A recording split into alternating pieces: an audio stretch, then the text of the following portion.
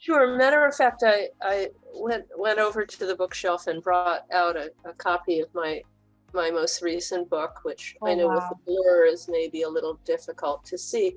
But this book on B2B data-driven marketing, which was co-authored with Theresa Kushner, contains about a dozen case studies. And one of my favorites is the first in the chapter on case studies from a story in actually around 2004 to 2008. It was a period of great change in the world of industrial machinery. And I happened to get acquainted with the US division of a very well-known Japanese manufacturer of machine tools. Now, not everybody knows what a machine tool is, so let me just explain it. Machine tools are intended to cut metal into precise shapes. So the big industries that use machine tools, at least high-end machine tools like this one, from this company called Machino or Machino, the companies that are the biggest users of machine tools are, no surprise, companies that use a lot of metal in their manufacturing processes. So one would be automotive, of course, and the other being aerospace. And then there are lots of smaller companies that use machine tools, like manufacturers of molds and dies. And Machino being the producer of the most sophisticated, premium, high-end, and high-priced, relatively, machine tools, reflective of the Japanese reputation for technical superiority and good quality, has a very large division in the US calling on automotive and aerospace manufacturers, so it's like Ford and Boeing, or General Motors and Boeing, you could think about it. And their traditional go-to-market process, they had about 125 salespeople and about another 100 agency, reps or agents on the ground representing them. And they would support this sales force with traditional B2B marketing tools, namely advertising and trade publications like Aerospace Weekly or whatever the pubs in those industries. And trade shows, they were exhibiting at around 30 trade shows a year.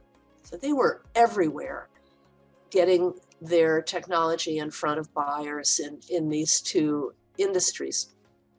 And in early 2000s, they realized that the market was changing and that they needed to change with it. And they realized that there was a lot of waste because the entire industry of machine tooling represents about 55,000 companies. But most of them, the vast bulk, like more than 70% of them, are mom and pop tiny shops.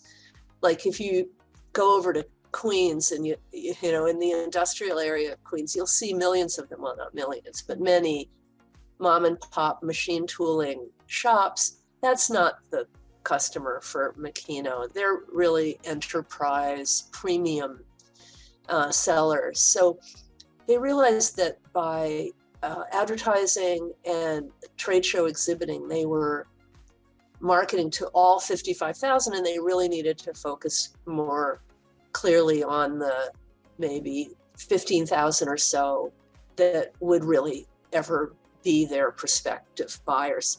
So they decided to build a marketing database. Ta-da! Doesn't this make you happy, Shelley? That they said, we've got to be more laser focused on our targets. So they built a database with a number of inputs. They actually bought data from the same trade pubs that they had been advertising in. They had their own CRM system, meaning a Salesforce automation tool. They also used government documents. You know, many industrial manufacturing products are registered with the federal government. for safety and other reasons. So it's publicly available data on installations of machines in manufacturing. And they also went around to all their salespeople and said, who do you want to see? Who's your target customer? Wow. Who do you want in there? And then ended up with several thousand. Oh, they also had a magazine, so the subscribers to that magazine. So little by little, they built this marketing database and had it then populated using database services companies with the names of the various individual contacts in those accounts that the salespeople and marketing people wanted to talk to. So these would be like factory people and finance people and other titles. So that was one piece. And then the other thing they did was they invested in content marketing. They were early adopters of the webinar, realizing that as the premium vendor of machine tools, their engineers were the best in the world. Yeah.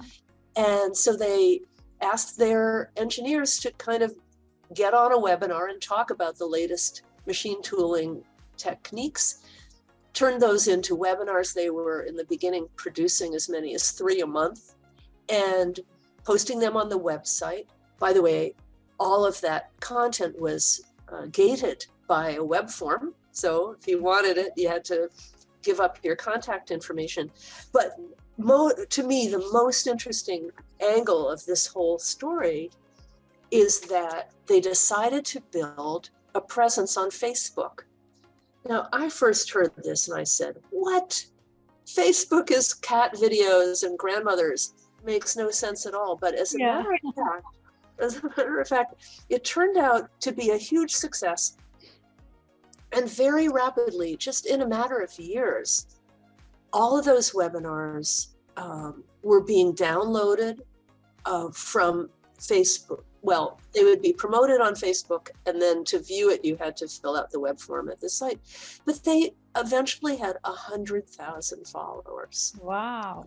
Facebook, and became known as an enormous source of machine tooling education, to the point where in the professional schools, like the engineering schools, Rensselaer and the Polytech, all these important places where engineers were learning about machining and other applications for tools like this, the professors would recommend that if you want to learn about machining, go to the Machino Facebook page.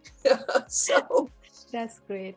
You know, this is 15 years ago that they were really ahead of the curve. So I love that story. Do we have time for one other? Yeah, sure. We have time. We have all the time. Okay, so another story I like comes from Marketing Sherpa, which is a terrific resource for case studies, mostly in B2B. And this one was about a very small plastic injection molding manufacturer called the Radon Group.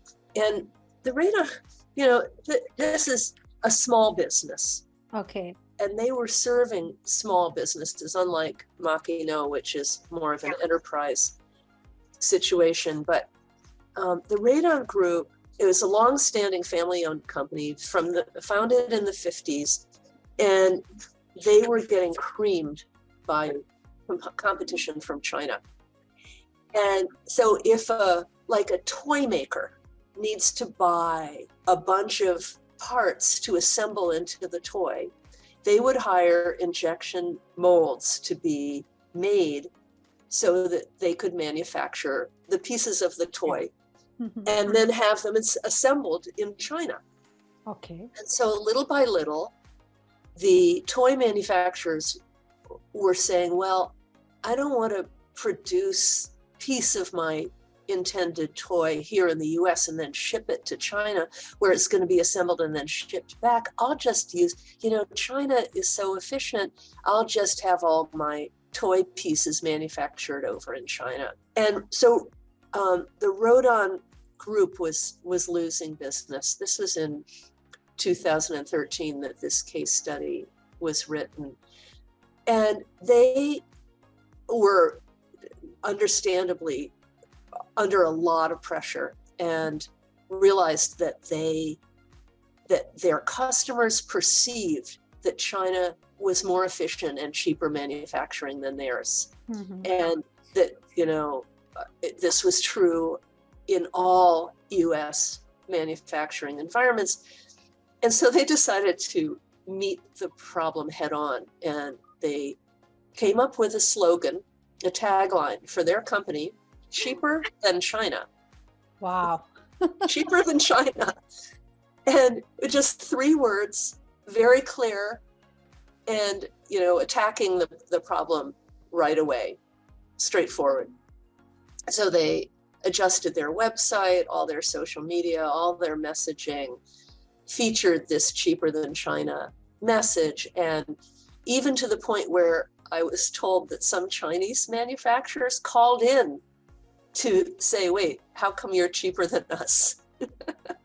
So the case study on Sherpa reveals that within a couple of years, about 3 years, their sales had not only had stemmed the decline, they had actually increased by 33%, and they had dramatically increased, like 400%, their website traffic and website visits. So I thought it's really a branding story versus a sales lead generation story like the Machino one, but Yeah. I thought it was instructive.